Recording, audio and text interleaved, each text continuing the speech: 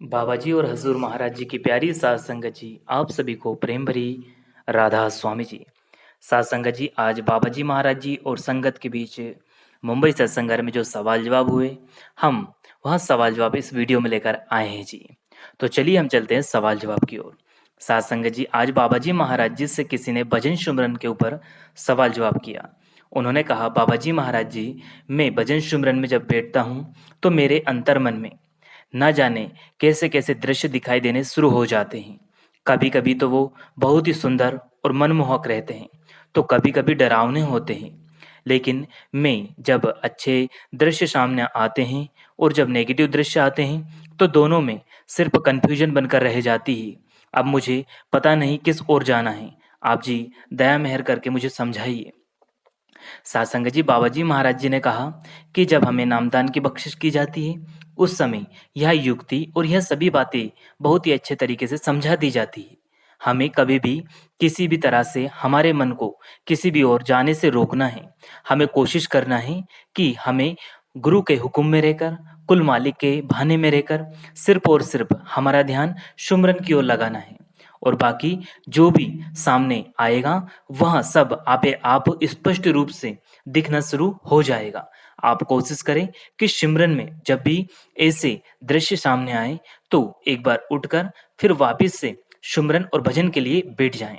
सात जी, इसके बाद किसी ने अगला सवाल पूछा, बाबा जी, अगर हम पूरी मेहनत और ईमानदारी से सब कुछ हासिल करने की अगर प्रयास करें, कोशिश में लगे, तो क्या बाबा जी हमें वो चीज मिल जाएगी या फिर नहीं मिलेगी? सासंग जी, बाबा जी ने कहा, देखो बेटा, कभी भी हमें हिम्मत नहीं हारनी चाहिए और हमारी किस्मत में जो नहीं है वह कभी भी हमें नहीं मिल सकता। बाबा जी थोड़ा मुस्कुराए और वो बोले, बेटा, किस्मत क्या है? किस्मत हम स्वयं हमारे अपने कर्मों से बनाते हैं। अगर हम कोई कार्य करना छोड़ देंगे तो हमारी किस्मत भी हमारा साथ छोड़कर चली जाएगी। जो हमारे किस्मत में लिखा है वो हमें जरूर मिलेगा। लेकिन इसका मतलब ये कभी नहीं होता कि हम प्रयास करना या मेहनत करना ही छोड़ दें और किस्मत के भरोसे बैठ जाएं। बेटा, हमें हमेशा पूरी लगन से काम करना चाहिए और उस मालिक के हुक्म में रहकर उसका हर एक फैसला मानना चाहिए। मालिक जो करता है हमेशा अच्छा करता है। मालिक को हमसे बेहतर हमारे बारे में पता है। बाबा जी ने आगे समझाया कि यह जीवन हमें अनुभव लेने के लिए मिला है, सीखने और प्रयास करने के लिए मिला है, सीखकर आगे बढ़ने के लिए मिला है। इसके बाद कोई ने अगला सवाल भी पूछा, बाबा जी, अगर हम किसी के बारे में बुरा सोचते हैं या कुछ बुरा या गलत बोल देते हैं तो सिर्फ बुरा सोचने से भी क्या हमारे कर्म बन जाते हैं? बाबा जी ने समझाया, बेटा, सिर्फ सोचने से कभी कोई कर्म नहीं बनते। हाँ, लेकिन अगर कोई नकारात्मक विचार या किसी के बारे में बुरा करने का विचार हमारे दिमाग में आने लगे और वह बार बार आए तो हम उसे गहराई से सोचने में लग जाते हैं। तो वो सोच धीरे धीरे हमारी आदत में आ जाती है और फिर वो कर्म बन जाता है, यानी कि हम उसको करने में बेसब्री से लग जाते हैं। इसलिए संत महापुरुष हमेशा हमें समझाते हैं कि कभी भी कोई भी सोच हमारे मन में भी नहीं बैठना चाहिए, क्योंकि जरूरत से ज्यादा अगर फिक्र करेंगे तो वह चिंता में बदल जाएगी और इंसान गलत फैसले लेना शुरू कर देगा। फिर इसके बाद किसी ने अगला सवाल बाबा जी से कहा, बाबा जी, मैं अक्सर डेरे और सत्संग घरों में सेवा पर जाती हूँ। मेरा आपसे यह सवाल है कि क्या बाहरी सेवा करने मात्र से हमारे कर्म कट जाएंगे? बाबा जी ने समझाया, बेटा, बाहरी सेवा सिर्फ माहौल को अच्छा बनाने के लिए की जाती है। मन झुकना सीखे इसलिए की जाती है। मन में विनम्रता आए इसलिए की जाती है। लेकिन कर्मों का हिसाब तो केवल और केवल भजन और सुमरन से ही समाप्त हो सकता है। बाहरी सेवा का उद्देश्य यह होता है कि हम जब बाहरी सेवा करेंगे तो मन झुकना सीख जाएगा, मन में विनम्रता आएगी, जिससे हमारा मन भजन सुमरन में आसानी से लग जाएगा। इसलिए बाहरी सेवा आप एक जरिया मानकर कर सकती हो, लेकिन असली लक्ष्य या असली सेवा केवल और केवल एक ही है, वह है भजन और सिमरन की सेवा। इसके बाद किसी ने अगला सवाल बाबा जी से कहा, बाबा जी, मैं आपके सामने बस इतनी ही अरदास करता हूँ। मेरा आपके सिवाय कोई नहीं है। आपसे मेरा कोई बड़ा सवाल तो नहीं, बस आप मुझे अपने से और सेवा से कभी दूर मत करना। हमेशा मुझे सेवा में लगाए रखना, हमेशा आपके पास मेरे को रखना। सासंगत जी यह सवाल सुनकर बाबा जी थोड़ा मुस्कुराए और बोले, बेटा लफ्जों से ज्यादा अहमियत हमें करनी में जाहिर करनी पड़ेगी। करनी में जाहिर करेंगे तो वह मालिक बख्शिश ही बख्शिश करता रहेगा। मालिक कभी हमसे दूर नहीं होता, बस हमारा ही ध्यान इधर उधर भटक जाता है। मालिक तो हर एक श्वास में, हर एक क्षण, यहाँ तक कि चौबीसों घंटे हमारे अंग संग रहता है। बस कहीं कमी है तो हमारी, और असल सेवा जो है वो तो केवल एक ही है, वहाँ है भजन और सिमरन की सेवा। इसलिए आप बाहरी सेवा के साथ साथ असल सेवा में भी समय जरूर दें। उसे ईमानदारी से निभाएंगे तो मालिक भी आपका साथ जरूर देगा। इसके बाद किसी ने अगला सवाल किया, बाबा जी अगर हमारा कोई रिश्तेदार नॉनवेज बनाता है तो क्या हमें उसे रोकना चाहिए या फिर नहीं रोकना चाहिए? क्या उसको हमें कोई हिदायत देना चाहिए, उसे समझाना चाहिए कि भाई ऐसा मत कर, तेरे कर्म बनेंगे? तो बाबा जी ने समझाया। बाबा जी ने सहज और प्रेम भाव से उनको समझाते हुए कहा, देखो बेटा किसी को कुछ कहने की जरूरत यहाँ नहीं है। सभी को मालिक ने विवेक की ताकत दी है। हम ये नहीं कह सकते कि हम ही सही हैं और दूसरे जो लोग हैं वह गलत है। जैसे हम चाहते हैं कि वे हमारी सोच की कद्र करें, हमें भी चाहिए कि हम उनकी सोच की कद्र करें, हम उनका सम्मान करें। अगर उन्हें यह सब कार्य करना पसंद है तो उन्हें करने दो, हम उनको नहीं रोक सकते। हमारा काम दूसरों को समझाना नहीं, बल्कि अपने आप को अच्छी राह पर चलाना है और अपने आचरण को, अपने चरित्र को उत्तम रखना है।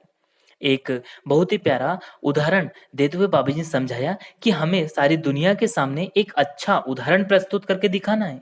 हमें इस दुनिया में सूरमा बनकर रहना है ताकि लोग खुद प्रेरित होकर बदल जाएं और अपने अंदर एक बदलाव महसूस करें। किसी को अपने कर्मों का हिसाब खुद ही देना होगा। इसके बाद वह अगला सवाल पूछने लगी कि बाबा जी क्या हम अपने प्रेम को शब्दों में प्रस्तुत कर सकते हैं, बयां कर सकते हैं? आप समझाइए। सासंगत जी सबसे पहले तो बाबा जी इस सवाल को सुनकर थोड़ा मुस्कुराए और वहां फरमाने लगे कि बेटा प्यार कोई ऐसी चीज नहीं जो शब्दों में या लफ्जों में हम किसी के आगे बयान कर सकें। प्यार तो एक एहसास है जो लफ्जों के दायरे में कभी आता ही नहीं और दायरों में ना ही वह सीमित है। प्रेम को हम अपनी करनी से ही जाहिर कर सकते हैं। आज हम सब अपने माता पिता से प्रेम करते हैं, लेकिन अगर उनके कहने में ही नहीं चलेंगे तो फिर कैसा प्रेम हुआ? प्रेम को लफ्जों में बयान करने की जरूरत होती ही नहीं है। प्रेम कोई सरहद मजहब में नहीं बनता, वहां प्रेम तो स्वतंत्र है। इसके बाद किसी ने अगला सवाल बाबा जी से पूछा, बाबा जी अभी मुझे नामदान की बख्शिश नहीं हुई तो क्या मैं सिमरन कर सकती हूँ? अगर हाँ तो वह कैसे, आप युक्ति समझाइए। सासंग जी बाबा जी ने समझाया, बेटा सिमरन के लिए किसी लफ्ज को जपना पड़ता है और जब इंसान किसी लफ्ज को बार बार दोहराता है, उसका जाप करता है, तो वो इंसान की आदत बन जाती है। अगर आप अभी किसी भी लफ्ज का सिमरन शुरू कर देंगी तो आगे चलकर जब आपको नामदान मिलेगा तो उस नए लफ्ज के साथ सिमरन को करना मुश्किल हो सकता है, क्योंकि आपकी आदत पहले से किसी और शब्द पर हो चुकी है। इसलिए बेटा जब तक आपको नामदान की बख्शिश नहीं हो तब तक सिर्फ अपने ध्यान को एकाग्र करने की और मन को शांत करने की पूरी कोशिश करें ताकि आपकी नींव मजबूत हो सके, ताकि जब भजन सिमरन की आपको बख्शिश हो तो आप सिमरन और भजन में पूरा समय बहुत ही आराम से दे सके। फिर आगे उन्होंने अगला सवाल किया कि बाबा जी जब भी हो मुझे नामदान जरूर देना। बाबा जी ने हुजूर जी की ओर इशारा करते हुए कहा, अब तो आप इनसे ही कहिए, इन्हीं की मर्जी है, अब तो ये ही नामदान की बख्शिश करेंगे। साथ संगत जी यह सब बातें सुनकर संगत मुस्कुराने लगी। फिर वह बहन ने हजूर महाराज जी से भी वही बात दोहराई कि हजूर महाराज जी मुझे नामदान जरूर देना, आप दया मेहर करके मुझे नामदान की बख्शिश करना। और हजूर जी ने भी हल्की सी मुस्कान के साथ सिर हिला दिया। इसके बाद एक भाई ने बाबा जी महाराज जी से सवाल किया, बाबा जी एक अच्छा इंसान बनने के लिए मुझे क्या करना होगा, आप समझाइए ताकि मैं एक अच्छा इंसान बन सकूं और आपके हुक्म में चल सकूं। सासंग जी बाबा जी ने बहुत ही प्रेम और प्यार से सवाल का जवाब देते हुए उन्हें समझाया और कहा, देखो बेटा अपने माता-पिता की सेवा करो, दूसरों की हमेशा मदद करने में तत्पर रहो, दूसरों से प्रेम और विनम्रता से पेश आओ और सभी से प्रेम करो। एक अच्छा उदाहरण बनकर दिखाओगे, बस यही सबसे अच्छा इंसान बनने की सबसे बड़ी सेवा है। आपको अच्छा इंसान बनने की कभी ज़रूरत ही नहीं पड़ेगी। यदि आप अपने व्यवहार में प्रेम, विनम्रता लाना शुरू कर दोगे, तो फिर आप मालिक के सबसे सच्चे और अच्छे बंदे बन जाओगे।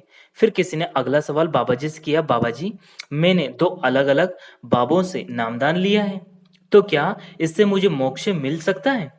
बाबा जी ने समझाया, बेटा, नामदान चाहे एक बाबे से लो या 10 से ले लो, जब तक उसे अपनी जिंदगी में उतारोगे नहीं, उसको अमल में लाओगे नहीं, उस सेवा को प्रेम और प्यार से निभाओगे नहीं, यदि उसे समय दोगे नहीं, तो कुछ हासिल होने वाला नहीं है।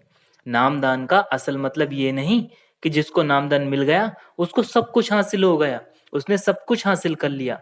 जब तक करनी में हम जाहिर नहीं करेंगे, जब तक भजन सिमरन की सेवा में हम समय नहीं देंगे, तब तो कुछ हासिल होने वाला नहीं है। बाबा जी ने बहुत ही सुंदर उदाहरण दिया। उन्होंने कहा कि देखो भाई, जैसे कोई बच्चा स्कूल में जाता है, वहाँ एडमिशन ले लेता है, वहाँ दाखिला हो जाता है, लेकिन अब वहाँ दाखिले के बाद पढ़ाई ही ना करे, तो वहाँ क्या ही पास हो जाएगा? चाहे कितनी भी स्कूल में नाम लिखा लो, असली कामयाबी तो पढ़ाई से ही मिलेगी, मेहनत से ही मिलेगी। जब तक हम मेहनत नहीं करेंगे, कुछ हासिल होने वाला नहीं। ठीक इसी प्रकार परमार्थ में अगर हम देखें, तो मुक्ति भजन सिमरन के निरंतर अभ्यास से ही मिलेगी। यदि भजन सिमरन का अभ्यास नहीं किया, तो चाहे कितने ही बाबों से नामदान ले लो, कुछ मिलने वाला नहीं है। असल करनी मेहनत है और करनी में जाहिर करना है, भजन सिमरन में समय देना है, तब जाकर कहीं मुक्ति हासिल होगी। इसके बाद किसी ने अगला सवाल बाबा जी से कहा, बाबा जी, कभी-कभी मन में नेगेटिव विचार आ जाते हैं और बहुत सारी नेगेटिव बातें भी करता हूँ, जिससे हम बहुत दुखी हो जाते हैं। ऐसे समय में खुद को कैसे पॉजिटिव करें और कैसे संभालें, आप समझाइए। बाबा जी ने फरमाया, देखो बेटा, जब तक मन तुम्हें कंट्रोल करता रहेगा, यानी कि तुम मन के कंट्रोल में रहोगे, तब तक तुम उसके इशारों पर चलते रहोगे। मन तुम्हें नाच नचाता रहेगा और तुम उदास होते रहोगे। लेकिन अगर तुम अपने मन को अपने काबू में कर लोगे, अपने हिसाब से उसको कंट्रोल कर लोगे, तो तुम हर परिस्थिति, चाहे जो स्थिति हो, उसमें आप अपने मन को शांत और संतोष का अनुभव दिला सकते हो। देखो, यह सारा खेल मन पर काबू पाने का है।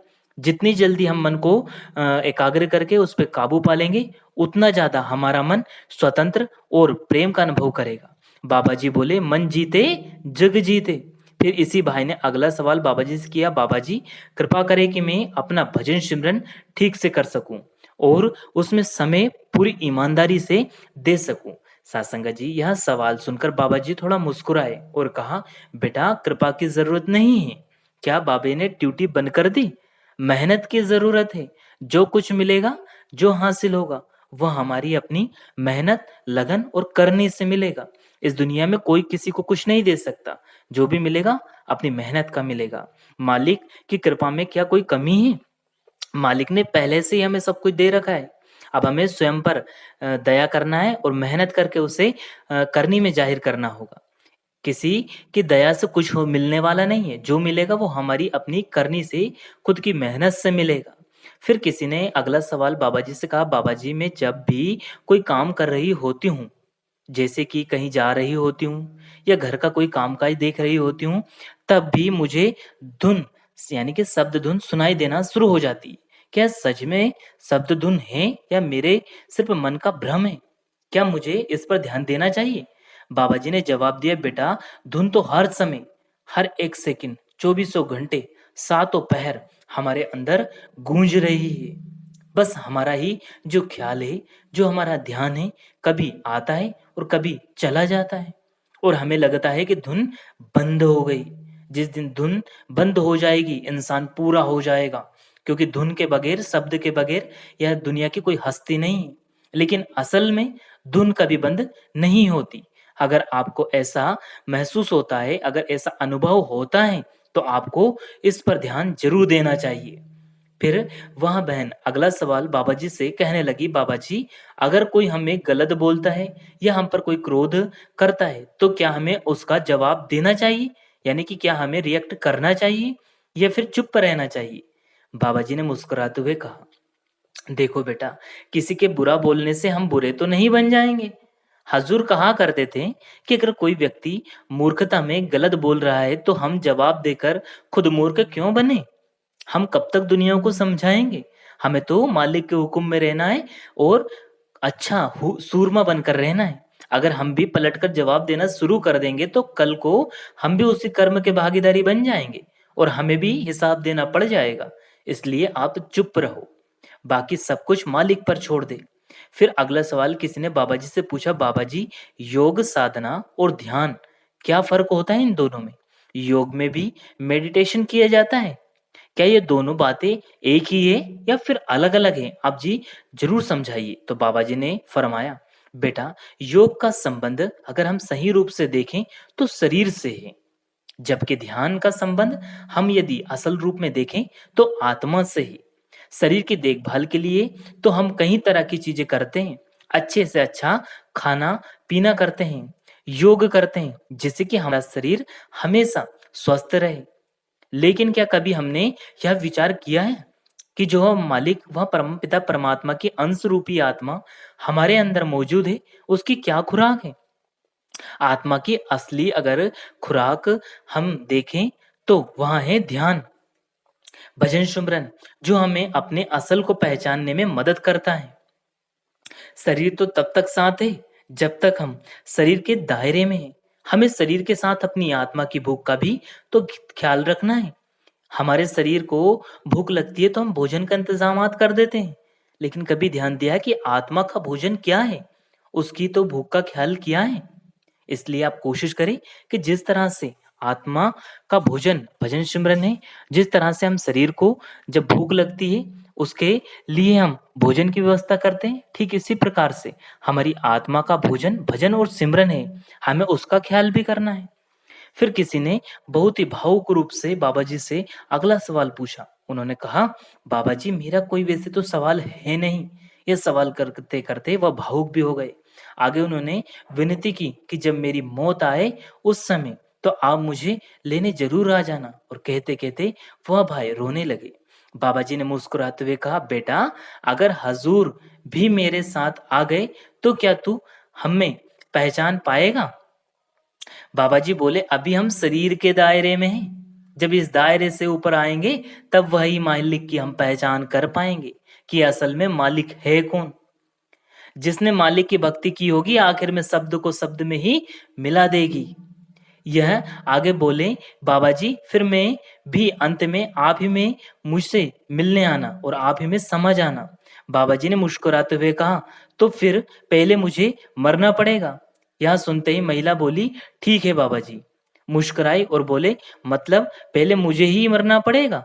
इतना सुनते पूरी संगत जो पांडाल में बैठी थी वहां हंसने लग जाती है। संगत जी, अगला सवाल किसी ने बाबा जी महाराज जी से सिमरन के ऊपर पूछा। उन्होंने कहा, बाबा जी, क्या हम चलते फिरते सिमरन कर सकते हैं। बाबा जी ने समझाया, देखो बेटा, अगर तुम बहते पानी में अपना चेहरा देखोगे, उसमें अपनी सूरत देखोगे तो कभी भी वह साफ साफ नहीं दिख पाएगी। लेकिन वही दूसरी ओर अगर हम देखें कि कोई पानी ठहरा हुआ है तो उसमें हम अपना चेहरा देखेंगे तो वह साफ साफ नजर आ जाएगा। ठीक ऐसे ही सिमरन का है, जब तक हम स्थिर होकर नहीं बैठेंगे तब तक ध्यान को एकाग्र नहीं कर सकेंगे। ध्यान के लिए जरूरी है कि हम एक जगह बैठकर सिमरन करें, तभी हमारा ख्याल एकाग्र हो पाएगा और तभी हम भजन सिमरन को पूरा समय दे पाएंगे। फिर किसी ने अगला सवाल बाबा जी से कहा, बाबा जी, मेरा जो बेटा है यह आया हुआ है लेकिन वहां शादी करने को तैयार ही नहीं है। आप उसे कुछ समझाइए ताकि वह मान जाए और शादी के लिए हाँ कर दे। बाबा जी ने मुस्कुराते हुए कहा, बेटा, जिसने शादी की है वह भी पछताया है और जिसने नहीं की है वह भी पछता रहा है। फिर बाबा जी ने मुस्कुराते हुए कहा कि बेटा, जब दोनों सूरतों में पछताना ही है तो शादी करके ही क्यों ना पछता लिया जाए। इतना सुनने की देर थी कि संगत जोर जोर से हंसने लग जाती है। इसके बाद एक लड़के ने बाबा जी से कहा, बाबा जी, मुझे नामदान लिए लगभग 3 से भी ज्यादा साल हो गए, लेकिन अभी तक कोई खास अनुभव नहीं हुआ, ना ही कुछ दिखा और ना ही कुछ सुनाई दिया। तो बाबा जी ने समझाया, बेटा, हम जन्मों जन्मों के कर्म लिए घूम रहे हैं और फिर भी हम चाह रहे हैं कि कुछ ही समय में सब महसूस होने लगे। हमें परख नहीं करनी, बस सुमरन और भजन को करते जाना है। क्या मिलेगा क्या नहीं मिलेगा, इन सबको नहीं सोचना और ना ही इसे गिनती में लाना है कि हमने कितना भजन सुमरन किया है और हमें क्या मिला। यहाँ गिनती का विषय है ही नहीं, हमें अपनी असल की पहचान करनी है। फिर वही लड़का बाबा जी से कहने लगा, बाबा जी आप ही दया करना जिससे मुझे कुछ एहसास हो सके। बाबा जी ने मुस्कुराते हुए कहा, मुझे नहीं लगता कि दया की कमी है, शायद मुझ में ही कोई कमी है अब तो। यह सुनकर लड़का जोर जोर से हंसने लग जाता है। फिर लड़का बोला, बाबा जी मुझे बहुत क्रोध आता है। बाबा जी ने कहा, बेटा क्रोध से कुछ हासिल होने वाला नहीं है। लड़का फिर बोला, बाबा जी आप कृपा कर दो कि मुझे क्रोध ना आए और मेरा मन हमेशा शांत रहे। बाबा जी थोड़ा मुस्कुराए और कहने लगे, नहीं मैंने कोई कृपा नहीं करनी, मेरे पास कोई कृपा या दया है ही नहीं। फिर लड़का हजूर जी की तरफ देखा और बोला, हजूर जी कृपा आप ही कर दो ना। हजूर जी भी मुस्कुराते हुए नहीं कहकर उत्तर दे दिया। इतना सुनते ही संगत फिर जोर जोर से हंसने लग पड़ती है। फिर अगला सवाल किसी भाई ने बाबा जी से पूछा, बाबा जी महाराज जी सब कहते हैं कि पूर्ण संत या महात्मा देवी देवताओं से भी ऊपर होते हैं, क्योंकि वही हमें इस देह के बंधनों से हमेशा हमेशा के लिए आजाद कर सकते हैं। तो बाबा जी क्या है, संत वास्तव में देवी देवताओं से अलग हुए और सच में क्या देव देवता से बड़े होते हैं? इस पर बाबा जी महाराज जी ने समझाया। उन्होंने कहा, देखो बेटा हमें पहचानने या परखों की जरूरत नहीं है, और कोई बड़ा या छोटा नहीं होता। सबसे बड़ा अगर कोई है तो वह मालिक है, और हमें बस उसी से अपना रिश्ता जोड़ना चाहिए, ना कि किसी की परख करनी चाहिए। फिर आगे एक भाई ने बाबा जी से बड़ा ही सुंदर प्रश्न किया, जो हम सबके लिए बहुत ही खास है, हमें जरूर सुनना चाहिए। उसने कहा कि बाबा जी मुझे कैसा पता लगेगा या कैसे पता चलेगा कि मैं इस लायक हो गया हूं कि अब परमार्थ की ओर बढ़ सकूं।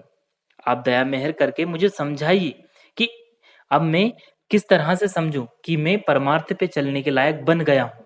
तो बाबा जी ने बड़े ही प्रेम प्यार से उन्हें समझाया और कहा, देखो बेटा जब तुम्हारे मन को यह महसूस होने लगे कि दुनिया के रिश्ते नाते धन दौलत और संपत्ति से कुछ भी ज्यादा महत्वपूर्ण हैं, और उस चीज को पाने की तुम्हारे अंदर एक तड़प सी होने लगे, यानी कि कहने का तात्पर्य यह है कि जब हमें दुनिया के रिश्ते नाते धन दौलत और संपत्ति से भी ज्यादा महत्वपूर्ण यदि हमें कुछ और गहरी चीज पता चल जाए, तो समझ लेना कि तुम खुद ही परमार्थ की राह पर आ चुके हो। आज हम सोच लेते हैं कि ज्यादा पैसा आने से हमारी आत्मा शांत हो जाएगी, हमारा मन तृप्त हो जाएगा, हम सुखी हो जाएंगे। लेकिन आत्मा की भूख तो मालिक के भजन सुमरन के नाम से ही मिटेगी। किसी को यह एहसास जल्दी हो जाता है तो किसी को कुछ समय के बाद होता है। साथ संगत जी, तो यहाँ आज के कुछ चुनिंदा सवाल जवाब थे। साथ संगत जी, इसके बाद एक सवाल और हुआ जो कि भजन सुमरन से रिलेटेड था। किसी बहन ने बाबा जी से कहा, बाबा जी मैं जब सुमरन करने बैठती हूँ तो सुमरन पूरा हो जाता है, उसके बाद ठीक बाद भजन पर बैठ जाती हूँ, लेकिन जो मेरा सुमरन है वह पीछे चलता रहता है। तो क्या मुझे सुमरन सुनना चाहिए या फिर बिल्कुल नहीं सुनना चाहिए? तो बाबा जी ने कहा, ये तो बहुत अच्छी बात है बेटा, सुमरन को चलने दे, आप अपने भजन की ओर ध्यान दे। तो साथ संगत जी, ये आज मुंबई जो कि सत्संग घर में सवाल जवाब हुए थे, जो कि 4 मार्च को सत्संग और बाबा जी महाराज जी के बीच हुए थे। तो संगत जी, यह सवाल जवाब आपको कैसे लगे? अगर वीडियो पसंद आया हो तो वीडियो को लाइक करें, शेयर करें और कमेंट बॉक्स में राधा स्वामी लिखना बिल्कुल ना भूले। और पसंद आए हो तो वीडियो को लाइक करके चैनल को सब्सक्राइब कर ले, जिससे कि आपको ऐसे ही वीडियो मिलते रहे। अंत में आप सभी को प्रेम भरी राधा स्वामी जी। शुक्रिया, टेक केयर, धन्यवाद, राधा स्वामी जी।